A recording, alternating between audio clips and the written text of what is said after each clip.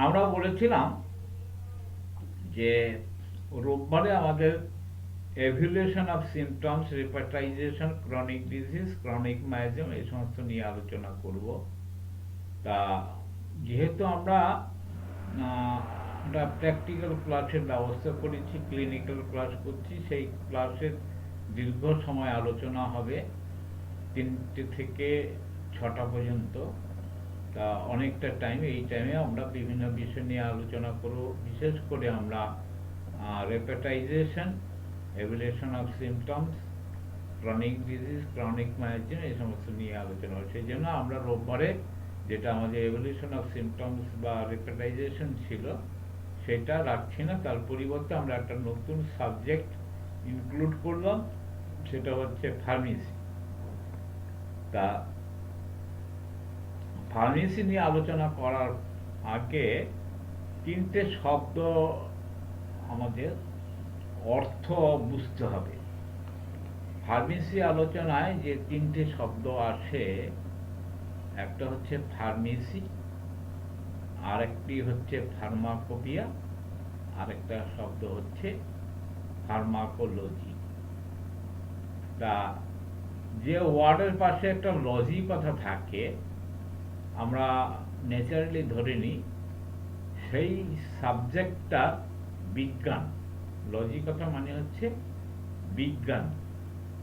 তাহলে ফার্মেসি, ফার্মেসিটা কি?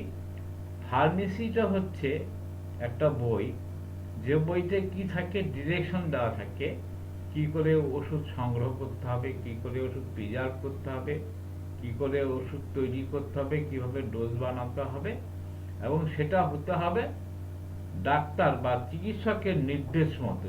চিকিৎসক যেভাবে নির্দেশ দেবে সেই নির্দেশ মতো, তবে সেটা হচ্ছে ফার্মেসি। আমরা ওষুধের দোকান যেগুলো দেখি সেটা হচ্ছে ফার্মেসি। ফার্মেসিতে সাধারণত কি করা হয়, ওষুধ বিক্রি করা হয় যেভাবে as per direction of the physician, doctor যেভাবে ওষুধ দিতে বলে সেইভাবে, তবে সেটা হচ্ছে ফার্মেসি। আর ফার্মাকোলজি অর্থাৎ একটা বিজ্ঞান, যে বিজ্ঞানের মধ্যে দিয়ে ওষুধ প্রস্তুত প্রণালী শেখানো হয়, সেটা হচ্ছে ফার্মাকোলজি। আর আরেকটা শব্দ আমরা ব্যবহার করলাম, সেটা হচ্ছে ফার্মাকোপিয়া। ফার্মাকোপিয়া, তাহলে ফার্মাকোপিয়াটা কাকে বলা হয়? তার ফার্মাকোপিয়া হচ্ছে সেই বইটা, যে বই পাঠ করলে আমরা ওষুধ প্রস্তুত করার যে নিয়ম, প্রণালী, যে সিস্টেম জানতে পারি, সেটাকে বলা হয় ফার্মাকোপিয়া। এই ফার্মাকোপিয়া তার একটা নির্দেশ থাকে, সেই নির্দেশটা হচ্ছে কোনো একটা সোসাইটি, সমিতি কিংবা কোনো রাষ্ট্র তার একটা কমিটি তৈরি করে, সেই কমিটির ডিরেকশন অনুযায়ী সেখানে তারা এক্সপার্ট লোক বসিয়ে তারপরে কিভাবে ওষুধ তৈরি করা হবে সেই বিষয়ে সিদ্ধান্ত নেয়। এই যে সামগ্রিকভাবে কোনো একটা রাষ্ট্র বা কোনো একটা সংস্থা, তারা যে কমিটি তৈরি করে যে ওষুধ প্রস্তুত প্রণালীর যে সিস্টেমটা ঠিক করলো, তাকে বলা হয় ফার্মাকোপিয়া।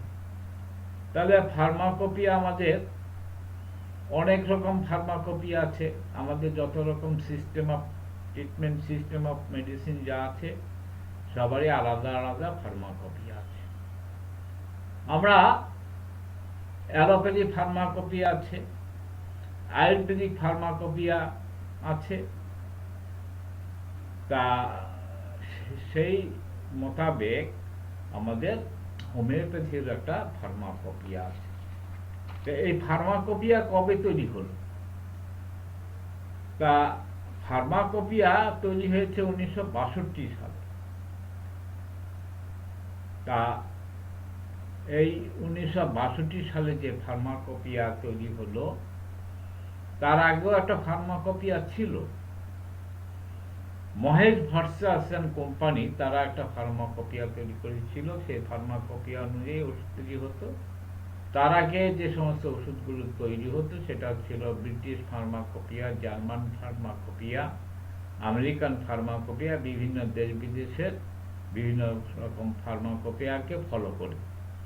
ভারতবর্ষে 1962 সালে একটা ফার্মাকোপিয়া তৈরি হয়, তার নাম দেওয়া হয়েছে HPI, অর্থাৎ homoeopathic pharmacopoeia of India.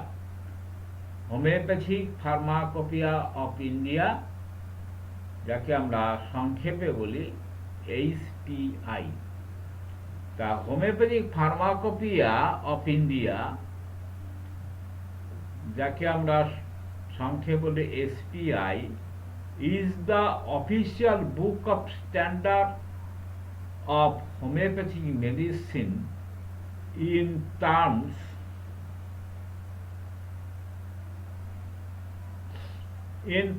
of the Schedule 2 of the Drug and Cosmetic Acts। আপনারা জানেন আমাদের ভারতবর্ষের একটা আইনের বই আছে, তার নাম হচ্ছে ড্রাগ অ্যান্ড কসমেটিক অ্যাক্টস 1940। যারা আইন সম্বন্ধে জানেন, যারা আইনের বই পড়েন, তারা দেখবেন যে কিছু কিছু আইনের বইয়ের সাল তারিখ লেখা থাকে, অর্থাৎ তার ইমপ্লিমেশনটা যখন যে সাল থেকে হয়েছে সেই সাল থেকে। তাহলে ড্রাগ অ্যান্ড কসমেটিক অ্যাক্ট, এটা ইমপ্লিমেশন হয় 1940 সালে। ভারতবর্ষ স্বাধীন হয় কবে? ভারতবর্ষ স্বাধীন হয় 1947 সালে। তাহলে ড্রাগ অ্যান্ড কসমেটিক অ্যাক্ট, এই যে আইনটা ভারতবর্ষে লাগু হয়েছে 1940 সালে, অর্থাৎ স্বাধীনতার আগে ব্রিটিশ পিরিয়ডে কিন্তু এটা লাগু হয়েছিল। এবার আপনারা জানেন যে ড্রাগস, এটা হচ্ছে drug and cosmetic acts, drugs and cosmetic acts 1940। এবার কোনো একটা অ্যাক্ট যখন পাস হয়, পাস হওয়ার পরে তার আবার কিছু রুলস তৈরি হয়। অ্যাক্ট পাস হলেই কিন্তু সঙ্গে সঙ্গে তার রুলসটা হয় না। একটা অ্যাক্ট পাস হয় কোথায়? পার্লামেন্টে। তাহলে ভারতবর্ষের পার্লামেন্টে 1940 সালে একটা অ্যাক্ট পাস হয়েছিল, সেটা হচ্ছে ড্রাগস অ্যান্ড কসমেটিক অ্যাক্টস। তাহলে সেই অ্যাক্টটাকে ইমপ্লিমেশন করতে গেলে তার আবার রুলস তৈরি হয়। সেই রুলসটা কত সালে তৈরি হয়েছিল? সেই রুলসটা তৈরি হয়েছিল 1945 সালে। তার মানে আমাদের দেশ স্বাধীন হয়েছিল 1947 সালে। তাহলে 1945 সালে কিন্তু ড্রাগ অ্যান্ড কসমেটিক অ্যাক্টের রুলসটা লাগু হয়েছিল। তার মানে স্বাধীনতার 2 বছর আগে ড্রাগস অ্যান্ড কসমেটিক অ্যাক্টের যে রুলস, সে রুলসটা লাগু হয়েছিল। এবার হলো these Indian manufacturers are legally bound to manufacture homeopathic medicine as per standard and methodology given in the Homeopathic Pharmacopoeia of India। তাহলে আমাদের হোমিওপ্যাথিক ওষুধ তৈরি করতে গেলে তার কিছু বাউন্ড আছে। সে বাউন্ডটা কি? আইনগতভাবে, লিগালি বাউন্ড, আইনগতভাবে সে বাধ্য থাকে two manufacture homeopathic medicine. Homeopathic ওষুধ তৈরি করার ক্ষেত্রে তার বাধ্যবাধকতাটা কি? সেই বাধ্যবাধকতা হচ্ছে তাকে একটা স্ট্যান্ডার্ড মেথড মেনটেন করতে হবে।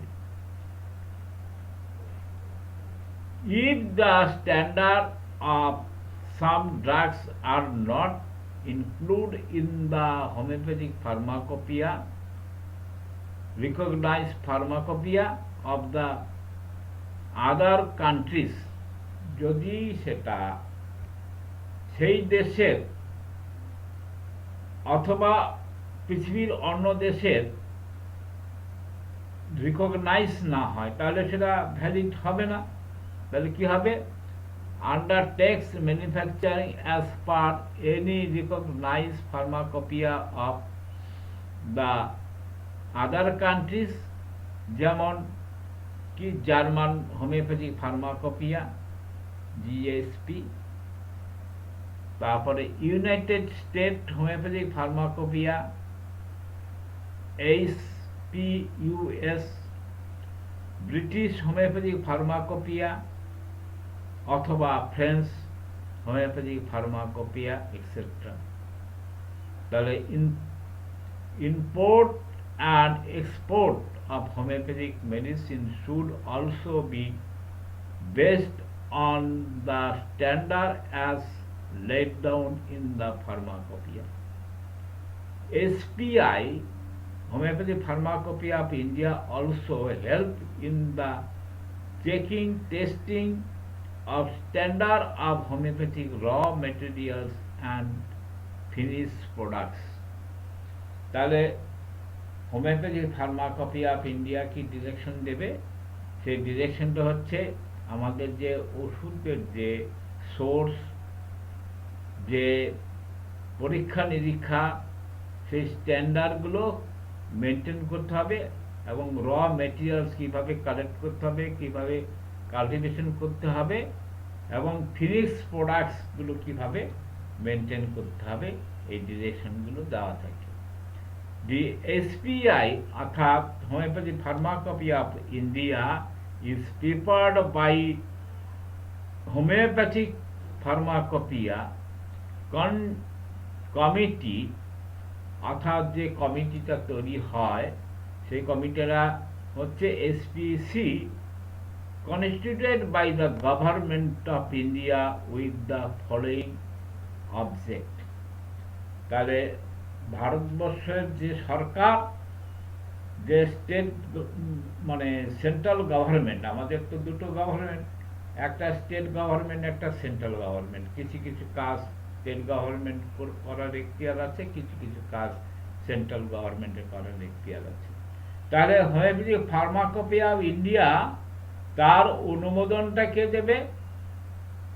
Constituted by the government of India. কি উদ্দেশ্যে?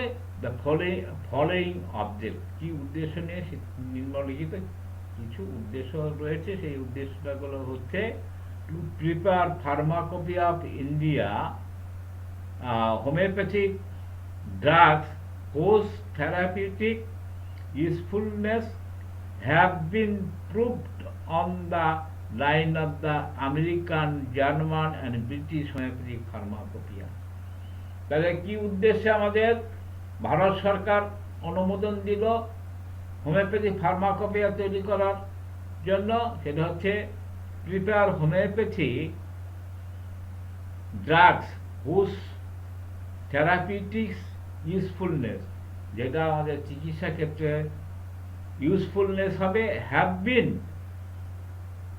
Proved on the line of the American, German, British homoeopathic pharmacopoeia. অর্থাৎ হোমিওপ্যাথিক ফার্মাকোপিয়া যে সমস্ত বিদেশে যেগুলো আছে রিকগনাইজ, তাদেরকে ফলো করে আমাদের হোমিওপ্যাথিক ফার্মাকোপিয়া তৈরি করতে হবে। To lay down principle and standard for the preparation of homeopathic drugs. তাহলে আরেকটা কি, যে প্রিন্সিপালগুলো আছে স্ট্যান্ডার্ড প্রিন্সিপাল, সেই প্রিন্সিপালকে ফলো করে হোমিওপ্যাথিক ওষুধ তৈরি করতে হবে, এই উদ্দেশ্য নিয়ে এই কমিটিটা করা হয়েছিল। Number 3, to lay down test of identity, quality and purity etcetera. তাহলে হোমিওপ্যাথিক ওষুধের যে পিউরিটি, তারপরে টেস্ট, তার আইডেন্টিটি, এই সমস্তগুলো আইডেন্টিফাই করার জন্য, আর কি such other matters as the incident and necessary for the preparation of the homeopathic pharmacopoeia. Number 5 কি হচ্ছে, the homeopathic pharmacopoeia committee was constituted in the September 1962। তাহলে 1962 সালে, যে বছর ভারত চীনের যুদ্ধ হয়, আজ থেকে তাহলে কত বছর, 40, প্রায় 60-62 বছর আগে ভারতবর্ষে কেন্দ্রীয় সরকার সেপ্টেম্বর মাসে তারা কি করলো, on the recommendation of the homoeopathic advisory committee একটা বোর্ড তৈরি করলো, সেটার নাম হচ্ছে homoeopathy advisory committee and homoeopathic sub committee. সেই সঙ্গে একটা সাব কমিটি হলো of the drug technical advisory board, ড্রাগের যে technical advisory board on the question of control of homoeopathic drug under drug and cosmetic acts 1940 and rules 1945। 1940 সালের drugs and cosmetic act মোতাবেক এবং 1945 সালের রুলস মোতাবেক তারা homeopathic drug control করার জন্য একটা কমিটি করল। তাহলে সেখান থেকে আমরা যে জিনিসগুলো পেলাম সেটা হচ্ছে, তাহলে হোমিওপ্যাথিক ওষুধের সোর্স পেলাম। হোমিওপ্যাথি, আমাদের যে হোমিওপ্যাথিক ওষুধ, সেই হোমিওপ্যাথিক ওষুধের কোন কোন সোর্স থেকে তৈরি করা হয় সেই স্ট্যান্ডার্ডটা জানা গেল। তার আগে আমাদের বলতে হবে যে এটা হলো তো দেশ বিদেশের হোমিওপ্যাথি আবিষ্কার হওয়ার পরে দেশ বিদেশের বিভিন্ন গভর্নমেন্ট তারা কমিটি করে তারা স্ট্যান্ডার্ড হোমিওপ্যাথিক ওষুধের স্ট্যান্ডার্ড মেনটেন করার জন্য কিছু এক্সপার্ট লোক দিয়ে, কিছু টেকনিক্যাল লোক দিয়ে তারা যে কমিটি করলো, করে তারা হোমিওপ্যাথিক স্ট্যান্ডার্ডটা বজায় রাখার চেষ্টা করলো। কিন্তু তার আগে আমরা এই ফর্মুলাটা কোথায় পেলাম? তাহলে হোমিওপ্যাথি আবিষ্কারটা কে করেছিলেন? হোমিওপ্যাথি আবিষ্কার করেছিলেন একজন জার্মানি চিকিৎসক, জার্মানি বিজ্ঞানী, একজন প্রখ্যাত, গোটা ওয়ার্ল্ডে প্রখ্যাত দার্শনিক, ভাষাবিদ, যিনি প্রায় দেশ বিদেশে 14টা-15টা ভাষা জানতেন। সেই প্রখ্যাত ব্যক্তি, তার নাম হচ্ছে ক্রিস্টিয়ান ফ্রেডেরিক স্যামুয়েল হ্যানিম্যান। এই স্যামুয়েল হ্যানিম্যান হোমিওপ্যাথি আবিষ্কার করেছেন। তা হোমিওপ্যাথি আবিষ্কার করে তিনি তার সারা জীবনের যে অভিজ্ঞতাগুলো কিছু বইয়ে লিপিবদ্ধ করেছিলেন। তার মধ্যে একটার নাম হচ্ছে মেটেরিয়া মেডিকা পিউলা, আর একটা বইয়ের নাম হচ্ছে ক্রনিক ডিজিজ, আরেকটি বইয়ের নাম হচ্ছে অর্গানন অফ মেডিসিন। তা এই অর্গানন অফ মেডিসিনের যে আমরা গতদিন অর্গানন অফ মেডিসিন অ্যাফ্রিজম ধরে আমরা আলোচনা করেছিলাম, বিভিন্ন অ্যাফ্রিজমের মধ্যে অর্গানন অফ মেডিসিন সম্বন্ধে বিভিন্ন রকম বলা হয়েছে। তাহলে আমরা এই ফার্মেসির জ্ঞানটা প্রথম কার কাছ থেকে পেলাম, কিভাবে পেলাম? তা আমরা প্রথম ফার্মেসির জ্ঞানটা পেলাম হচ্ছে এই হ্যানিম্যানের লেখা অর্গানন অফ মেডিসিনের বিভিন্ন অ্যাফ্রিজমের থেকে। হোমিওপ্যাথি মেটেরিয়া মেডিকা পিউলা, যেটা স্যামুয়েল হ্যানিম্যান নিজে লিপিবদ্ধ করেছিলেন, সেই মেটেরিয়া মেডিকা পিউলা, আর হচ্ছে হ্যানিম্যানের আরেকটি বই, তার নাম হচ্ছে ক্রনিক ডিজিজ। এই বইগুলো থেকে আমরা হোমিওপ্যাথির ফার্মেসিক জ্ঞানটা পেয়েছিলাম। সেই জ্ঞান সংগ্রহ করে বিভিন্ন দেশের রাষ্ট্রপ্রধানরা তারা বিভিন্ন রকম অ্যাডভার্টাইজের বোর্ড তৈরি করে বিভিন্ন দেশে বিভিন্ন নামে তারা ফার্মাকোপিয়া কমিটি করেছিলেন, এবং সেই ফার্মাকোপিয়া কমিটির অনুমোদিত যে পুস্তক, যে রেকর্ড বুক, তাকে বলা হয় ফার্মাকোপিয়া। আর সেই দেশের নামকরণ অনুসারে সেই ফার্মাকোপিয়ার নাম করা হয়। যেমন জার্মানি যে ফার্মাকোপিয়া, সেটা হচ্ছে homeopathic pharmacopoeia of German. Homeopathic America যে ফার্মাকোপিয়া হবে, সেটা হোমিওপ্যাথিক ফার্মাকোপিয়া অফ আমেরিকা। আবার আমেরিকাতে আরেকটি ফার্মাকোপিয়া আছে, সেটা হচ্ছে একটা বিখ্যাত ওষুধ কোম্পানি তার একটা ফার্মাকোপিয়া তৈরি করেছিল, তার নাম হচ্ছে বরিক অ্যান্ড ট্র্যাফেল। আমাদের ভারতবর্ষেও কিন্তু 1962 সালে আমরা হোমিওপ্যাথিক ফার্মাকোপিয়া অফ ইন্ডিয়া তৈরি হয়েছিল। তার আগেও কিন্তু ভারতবর্ষে একটা ফার্মাকোপিয়া ছিল, সেটা হচ্ছে Mahesh versus and company. Mahesh versus একটা কোম্পানি, বহু পুরনো একটা হোমিওপ্যাথিক ওষুধ কোম্পানি, তারা একটা ফার্মাকোপিয়া তৈরি করেছিলেন। এবং পরবর্তীকালে 1962 সালের সেপ্টেম্বর মাসে ভারত সরকার একটা অ্যাডভাইজারি বোর্ড তৈরি করে সেখানে একটা ফার্মাকোপিয়া কমিটি তৈরি করে দেন। সেই কমিটির অনুমোদনে যে ফার্মাকোপিয়া হয়েছিল তার নাম হচ্ছে হোমিওপ্যাথিক ফার্মাকোপিয়া অফ ইন্ডিয়া, অর্থাৎ সংক্ষেপে বলি HPI। এই হোমিওপ্যাথিক ফার্মাকোপিয়া অফ ইন্ডিয়া একদিনে কিন্তু হয়নি, বিভিন্ন সময়ে বিভিন্ন রকম সংস্করণ হয়ে বিভিন্ন ভলিউমে অর্থাৎ বিভিন্ন খণ্ডে আত্মপ্রকাশ করে। আমরা পরবর্তী পর্যায়ে আমরা সেই কত সালে কত ভলিউম পাবলিশ হয়েছিল সেটা আলোচনা করব। তার আগে আমরা একটু সোর্স, হোমিওপ্যাথি সোর্স নিয়ে আলোচনা করব। তাহলে হোমিওপ্যাথি সোর্স, কত রকম সোর্স আছে হোমিওপ্যাথিক? সোর্স বলতে হচ্ছে ওষুধ, কত ধরনের জিনিস দিয়ে হোমিওপ্যাথি ওষুধ তৈরি হবে। তাহলে আমরা জানি যে অ্যাজ পার হোমিওপ্যাথিক ফার্মাকোপিয়া বা হোমিওপ্যাথিক ফার্মেসি, 6টা সোর্স থেকে হোমিওপ্যাথিক ওষুধ তৈরি হয়। কি কি? একটা সোর্স হচ্ছে ভেজিটেবল কিংডম, অর্থাৎ যে বোটানি বা প্ল্যান্ট জাতীয় জিনিস থেকে যে ওষুধটা তৈরি করা হয় সেই সোর্সটার নাম হচ্ছে ভেজিটেবল কিংডম।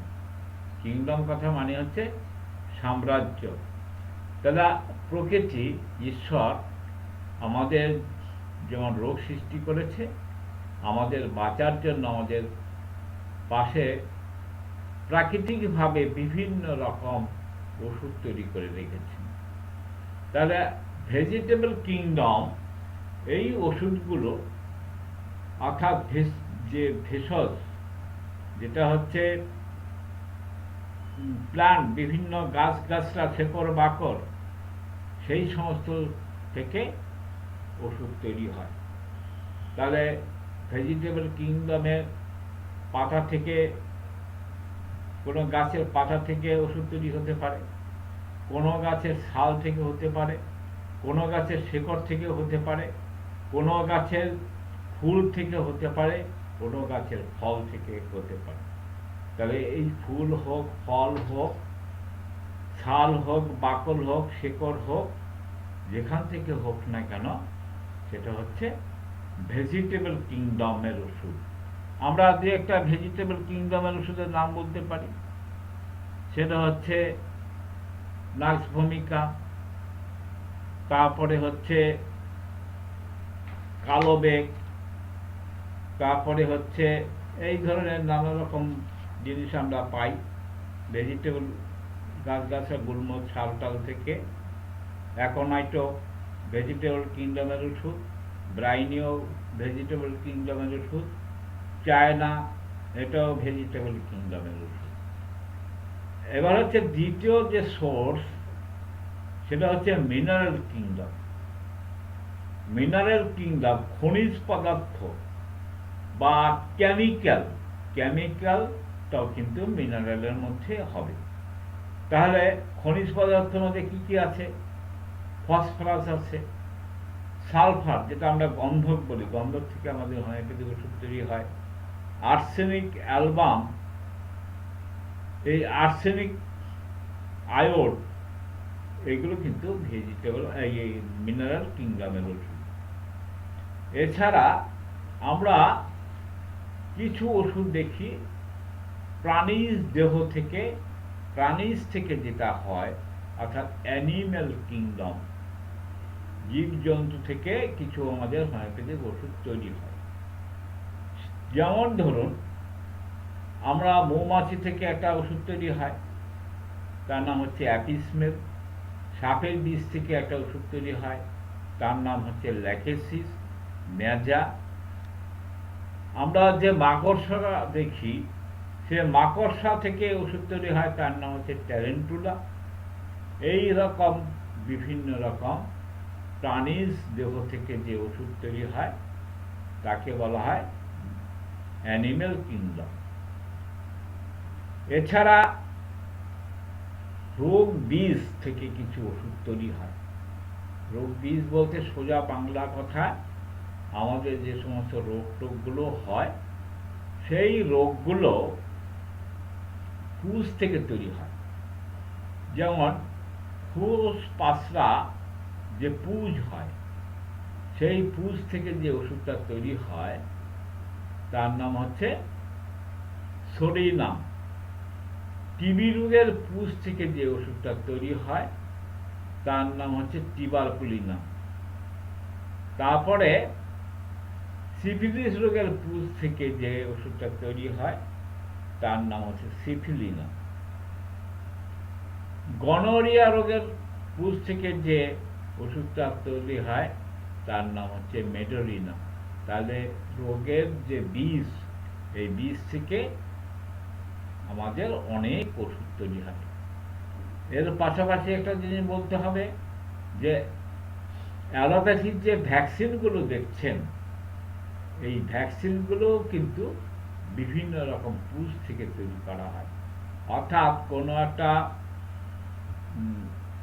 রোগ বীজ যদি দেহের মধ্যে যায়, সেটা যখন দেহের মধ্যে মারা যায়, তখন যে আমাদের যে হোয়াইট ব্লাড কর্পাসেল অর্থাৎ ডাব্লিউবিসি, সেখানটায় তারা ওটাকে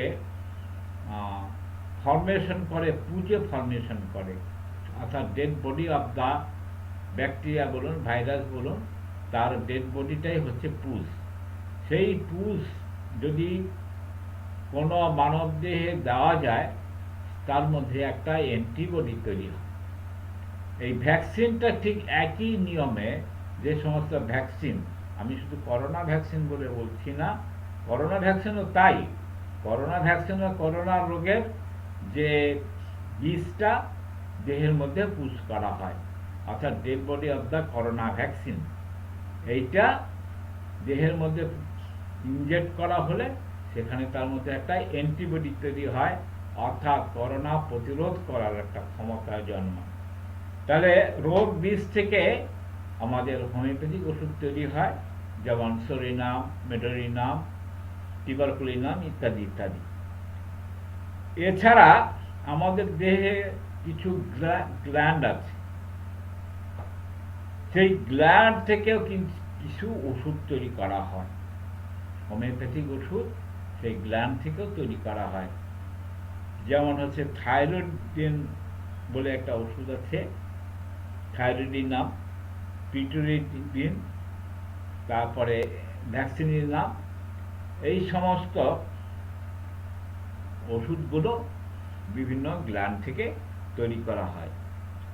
আর এছাড়া হোমিওপ্যাথিক ওষুধ কিছু প্রাকৃতিক বা কৃত্রিম শক্তি থেকে কিছু ওষুধ তৈরি করা হয়। তা প্রাকৃতিক বা কৃত্রিম শক্তি থেকে যে ওষুধগুলো তৈরি করা হয়, সেগুলো হচ্ছে এক্স রে, ইলেকট্রিকাস, ম্যাগনাইটিস।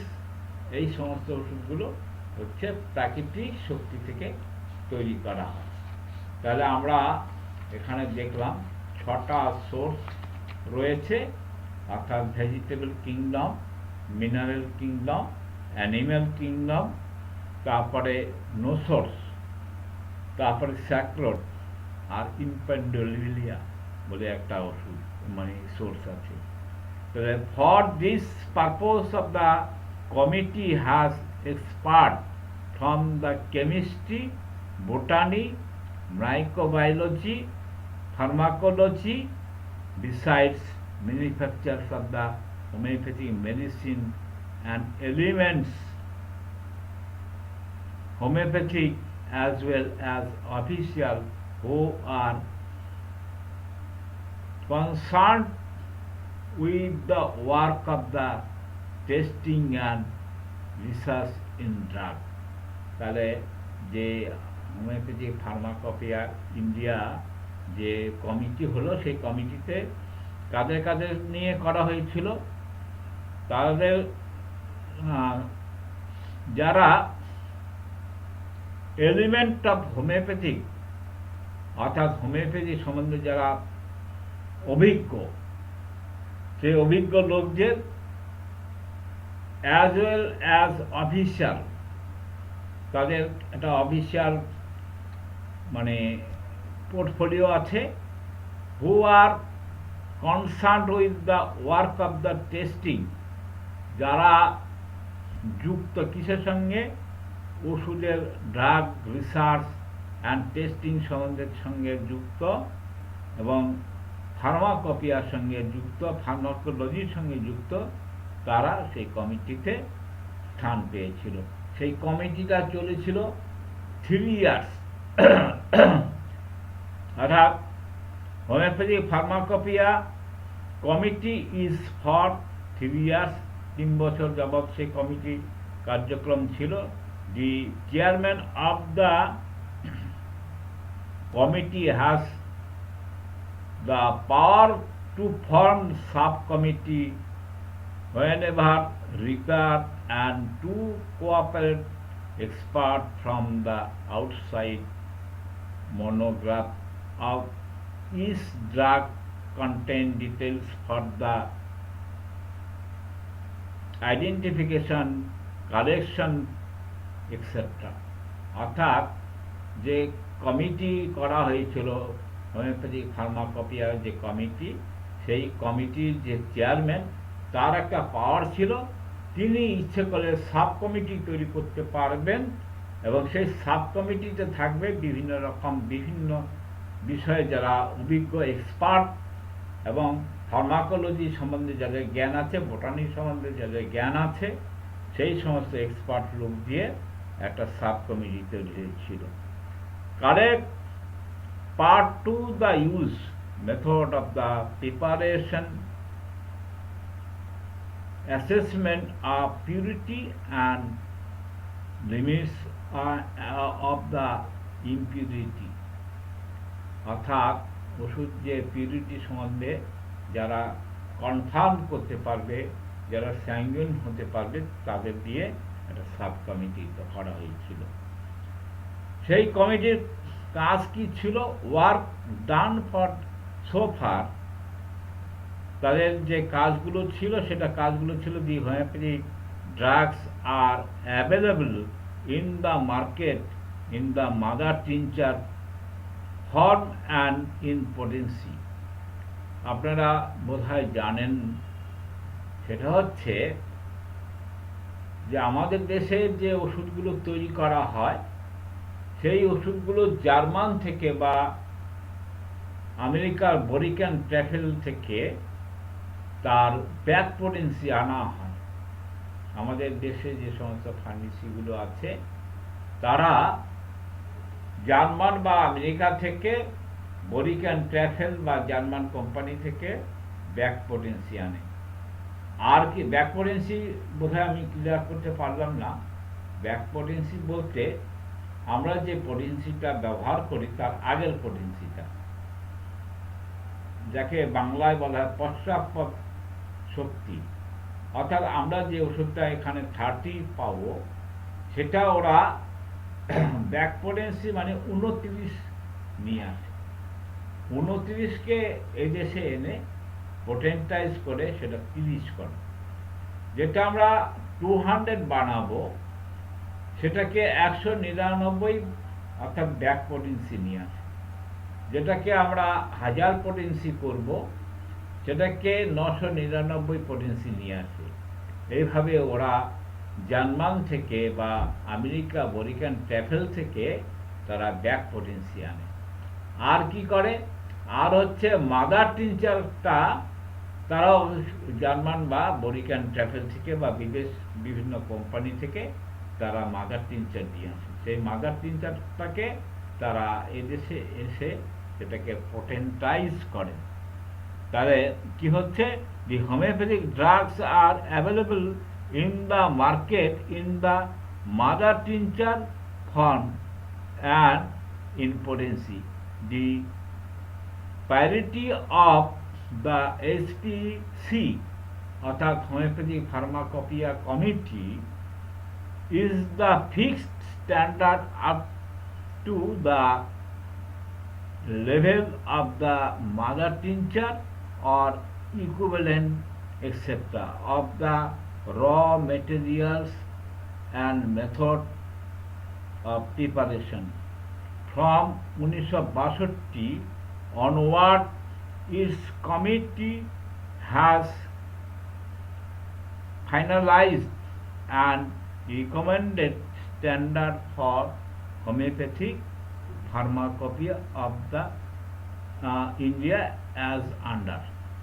অর্থাৎ 1962 সালে যে ফার্মাকোপিয়া অফ ইন্ডিয়া অর্থাৎ হোমিওপ্যাথি ফার্মাকোপিয়া অফ ইন্ডিয়া যেটা এস্টাবলিশ হলো, সেটা কিভাবে পাবলিশ হচ্ছে, সেটা পাবলিশ হচ্ছে ভলিউম নাম্বার 1। সেটা 1962 সালে অনুমোদন হলো। এবার আত্মপ্রকাশ করলো কবে? আত্মপ্রকাশ করলো প্রথম ভলিউম যেটা বেরোলো সেটা হচ্ছে 1971 সালে। 1971 সালে প্রথম ভলিউমটা বেরোলো। তার মনোগ্রাফস অর্থাৎ তার যা কন্টেন্ট, সেই কন্টেন্টের সংখ্যা ছিল 180। তাহলে কি হলো যে homeopathy pharmacopoeia of India publish মানে কমিটি ফর্ম করেছিল 1962 সালে, আর তার প্রথম ভলিউম যেটা বেরোলো সেটা 1971 সালে। 71 সালে বেরোলো। তার কন্টেন্ট মনোগ্রাফ কত ছিল? 180। তারপরে দ্বিতীয় ভলিউমটা বেরোলো কবে?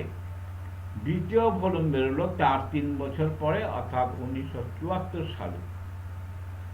আর সেটা রিভাইজ হয়েছিল 1982 সালে।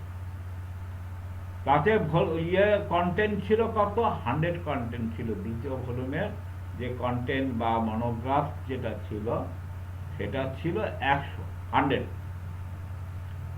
এবার তৃতীয় ভলিউম যে বেরোলো হচ্ছে থার্ড ভলিউম 1978 সালে।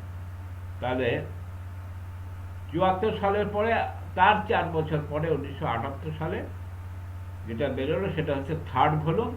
তার কন্টেন্ট ছিল 105। নেক্সট 4 নম্বর ভলিউম যেটা বেরোলো সেটা হচ্ছে ফোর্থ ভলিউম 1984 সালে। 1984 সালে ফোর্থ ভলিউম বেরোলো। তার কন্টেন্ট ছিল 107, অর্থাৎ মনোগ্রাফ ছিল 107। 5 নম্বর ভলিউম বেরোলো, ভলিউম নাম্বার 5, 1987 সালে। 1987 সালে বেরোলো। তার মনোগ্রাফ ছিল 114। 6 নম্বর ভলিউম বেরোলো 1990 সালে। 1990 সালে যে পাবলিশ হলো নম্বর ভলিউম, সেটা মনোগ্রাফ ছিল 114, সরি 104, তার ভলিউম ছিল 104। এবার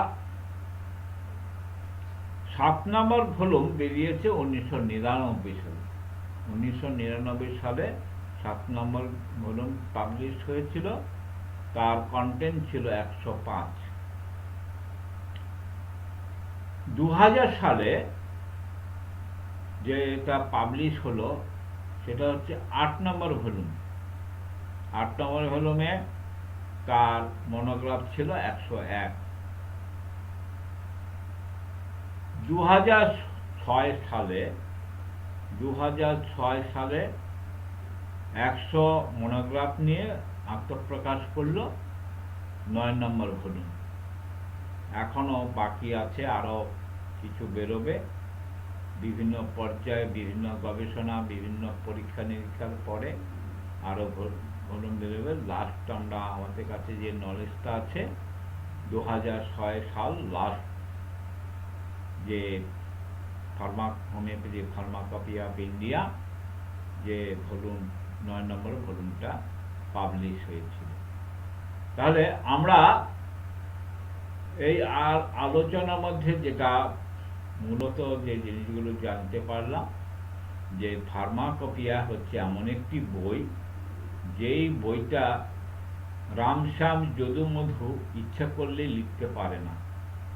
আপনার আমার সবারই কিছু বই লেখার পারমিশন আছে, আমাদের মনের ইচ্ছা অনুযায়ী মনের মতো করে আমরা যা কিছু লিখতে পারি।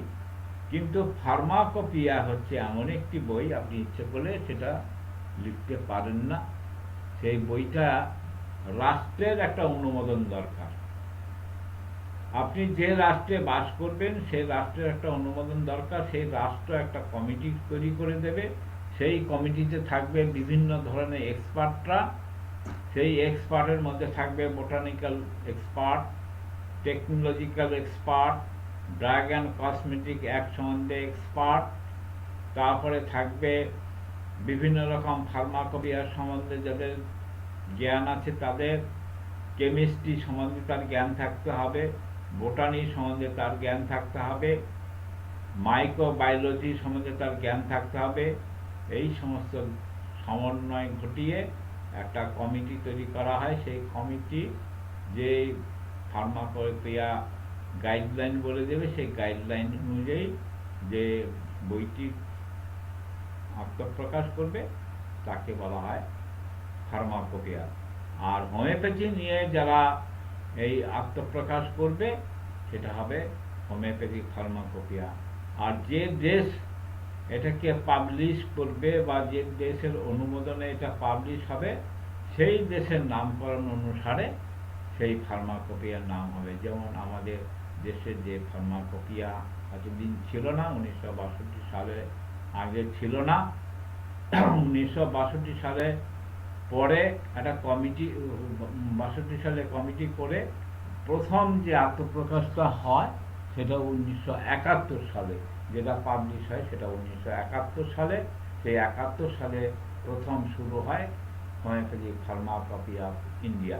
তার আগে আমরা হোমিওপ্যাথি ওষুধ ব্যবহার করেছি, হোমিওপ্যাথি ওষুধ বিক্রি হয়েছে, হোমিওপ্যাথি ওষুধ রুগীদের খাওয়ানো হয়েছে। সেই সমস্ত বিদেশের যে ফার্মাকপিয়া অনুযায়ী যে ওষুধগুলি তৈরি হতো সেই ফার্মাকপিয়া ফলো করে হতো। তা আমাদের দেশে তাদের যে ফার্মাকপিয়া আছে তার নাম হচ্ছে হোমিওপ্যাথিক ফার্মাকপিয়া অফ ইন্ডিয়া। জার্মানের যে ফার্মাকপিয়া আছে তার নাম হবে হোমিওপ্যাথিক ফার্মাকপিয়া অফ জার্মান। আমেরিকাতে যে ফার্মাকপিয়া আছে তার নাম হচ্ছে হোমিওপ্যাথিক ফার্মাকপিয়া অফ আমেরিকা।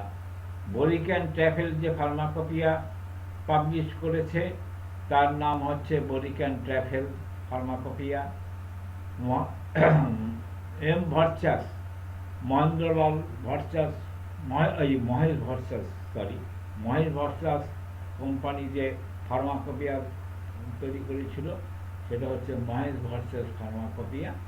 তা আর ফার্মাকপিয়ার পাশাপাশি আমাদের আরও দুটো শব্দ আছে, সেই শব্দটা একটা হচ্ছে ফার্মাকোলজি, অর্থাৎ ফার্মেসি সম্বন্ধে যে জ্ঞান, যে সায়েন্স, ফার্মেসি যে সায়েন্স, সেই সায়েন্সটাকে বলা হয় ফার্মাকোলজি। আর আমরা যখন কোনো ডিসপেন্সারিতে, কোনো ফার্মেসিতে আমরা ওষুধ বিক্রি করি বা কোনো ডাক্তারখানায় ওষুধ মানে ব্যবহার করি, সেখানে হচ্ছে ডাক্তারের নির্দেশ অনুযায়ী ফার্মাসিস্ট সেই ওষুধটা তৈরি করে দেয়। তাহলে যেই জ্ঞান, যেই পুস্তক পাঠ করে আমরা কিভাবে ওষুধ তৈরি করতে হবে, কিভাবে ডোজ তৈরি করতে হবে, কিভাবে ওষুধ প্রয়োগ করতে হবে, এই যে ডাক্তারের নির্দেশ অনুযায়ী যে প্রক্রিয়া, এটাকে বলা হয় ফার্মেসি। তাহলে ফার্মেসি এক জিনিস, ফার্মাকোলজি এক জিনিস, আর ফার্মাকপিয়া এক জিনিস। তাহলে ফার্মাকপিয়া হচ্ছে মানে একটা, যাকে বলা হয় কনস্টিটিউশন, একটা সংবিধান, ওষুধ তৈরি করার যে সংবিধান, সেটা হচ্ছে ফার্মাকপিয়া। আর ফার্মেসি সম্বন্ধে যে জ্ঞান অর্জন, যে সায়েন্স, সেই সায়েন্সটাকে বলা হয় ফার্মাকোলজি। আর ওষুধ যে ডাক্তারের নির্দেশ মতো যে ওষুধ প্রয়োগ করা হবে, সেটাকে বলা হয় ফার্মেসি। তাহলে এই গেল আমাদের ফার্মেসি সম্বন্ধে মানে সাধারণ ধারণা।